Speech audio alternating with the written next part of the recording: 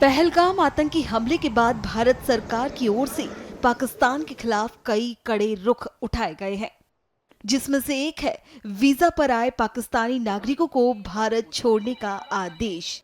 ऐसे में अटारी बॉर्डर से कई ऐसी तस्वीरें सामने आई जिसे देखकर आपको भी थोड़ा अजीब लगेगा।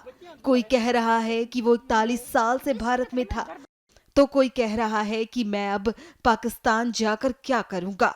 आलम यह है कि लोग रोते बिलखते भारत को छोड़ रहे हैं। वहीं भारत में रह रही पाकिस्तानी नागरिक सीमा हैदर अब भी ग्रेटर नोएडा में अपने बच्चों और अपने पति के साथ रह रही हैं। अवैध रूप से सीमा हैदर ने भारत में एंट्री ली थी, जिसके बाद उनकी अदालत में पेशी हुई थी और एटीएस भी इस मामले में जांच कर रही है।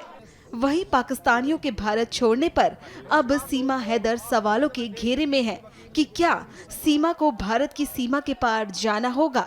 इस मामले पर उनके वकील एपी सिंह ने क्या कुछ कहा, सुनिए। माननीय न्यायालय के आदेश पर सीमा सचिन मीना के घर, अपने पति के घर ससुराल में रह रही है, जो कि भारत में जन्म लिया, भारत का रहने वाला भारतीय है।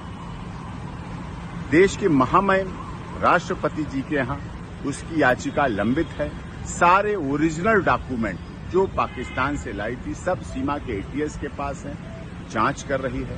सीमा अपने ससुराल और अस्पताल के अलावा आज तक कहीं नहीं गई। पिछले दिनों जब से ये पहलगाम घटना हुई उससे भी एक दिन पहले उसके तीसरी नंबर की बेटी को वायरल फीवर की वजह से डेंगू हुआ। डेंगू में प्लेटलेट्स बहुत डाउन हुए। अभी भी वो बेटी के लिए दोनों पति पत्नी परिवार के साथ हॉस्पिटल में है, इलाज चल रहा है लगातार।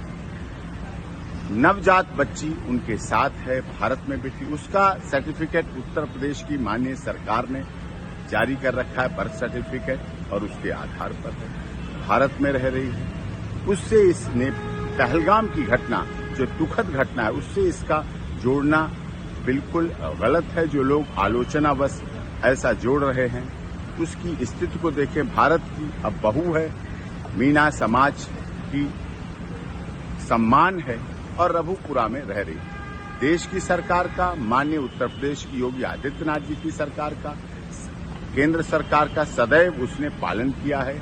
एटीएस की तमाम जांच में सदैव भाग लिया है। पूरी जांच प्रक्रिया चल रही है, चली है। उसमें कहीं कोई उसको गलत और उस तरह से कुछ भी अब तक कोई कुछ नहीं मिले हैं। इसलिए उसके साथ उस घटना से न जोड़कर उसके साथ सिंपैथेटिक जीने दो, हमदर्दी, मानवतावादी, मानवाधिकारों की रक्षा करने की बात होनी चाहिए।